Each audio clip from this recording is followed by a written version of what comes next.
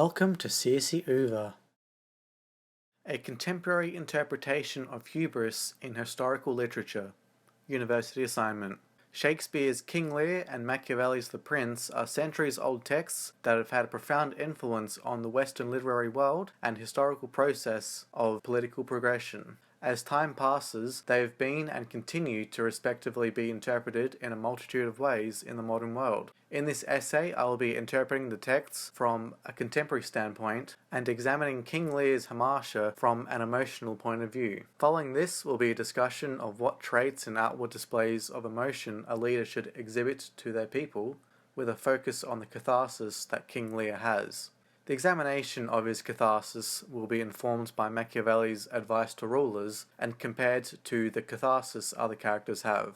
A hamartia is known as a tragic flaw in the protagonist's personality, and as is evident in King Lear, the king's hamartia is his hubris. The story begins with King Lear being a seemingly valued leader, who then spirals into his tragic fall from grace due to his excessive pride. His subsequent descent into madness occurs midway through the story because the king's hubris blinds him from making rational decisions and leaves him unable to detect the lies his daughters had emphatically declared to him. These empty lies, disguised as adoration, are the perfect match for an arrogant and greedy king who does not know how to be humble. Later in the story, this hamartia culminates with the unnecessary deaths of many characters.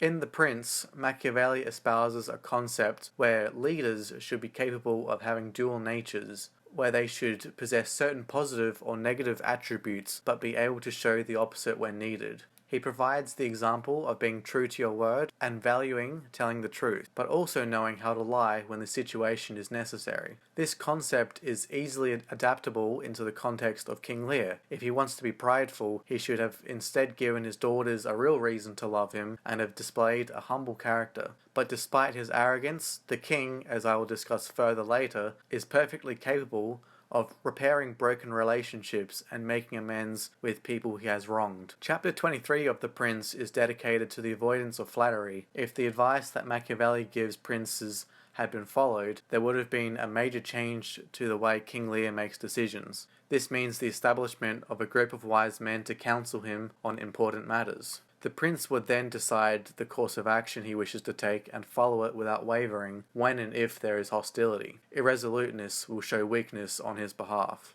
King Lear does not have this, and instead chooses to put his hubris on display as he gets his daughters to make embellished pronouncements of love and adoration in exchange for land in his kingdom. Cordelia refuses to lie to her father and ends up following the advice that Machiavelli offers regarding flattery. He explains that excessive flattery will inhibit a prince from making sound and rational decisions. Thus, Cordelia's actions are arguably more like the advice Machiavelli gives than the king's, as King Lear's actions eventually led to many deaths of the story's characters. Edgar, who is Gloucester's legitimate son, is likewise capable of having dual natures. When he disguised himself as poor Tom, a crazy beggar, he is simultaneously trying to avoid recognition and is lying about his identity. In Act 4, he meets his now blinded father Gloucester, and after pretending to help him jump off a cliff to his death, he changes his voice and the two make amends. This shows his ability to demonstrate a merciful nature instead of cruelty. Catharsis is a Greek word which means to purge or cleanse. A cathartic process is a well-known and integral feature of Shakespearean tragedies. Catharsis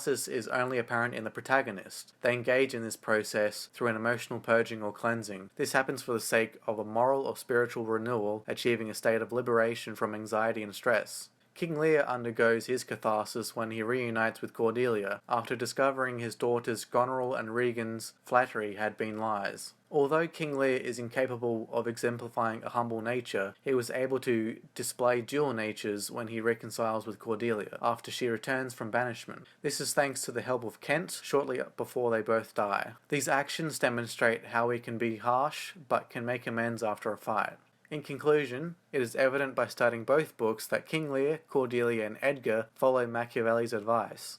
King Lear has dual natures and is capable of reconciliation. Edgar is merciful, and Cordelia avoids lying and flattery. Despite this, King Lear's character is tainted by his excessive arrogance, and his legacy is remembered by the unnecessary deaths and suffering he caused. King Lear was not a perfect ruler or father due to his arrogance and blindness that was caused by the praise his daughters gave him. The absence of a council of wise men made this incident worse. If he had one, King Lear would have been better informed before making important decisions. Machiavelli's The Prince greatly helps to guide our contemporary interpretation of Shakespeare's King Lear, because the advice that Machiavelli offers rulers has been widely studied and interpreted, which leads to its wisdom and accreditation of importance and profoundness, and has had a lasting impact on the world. Hey, thanks for reading this article. Watch this space, as there will be plenty more to come.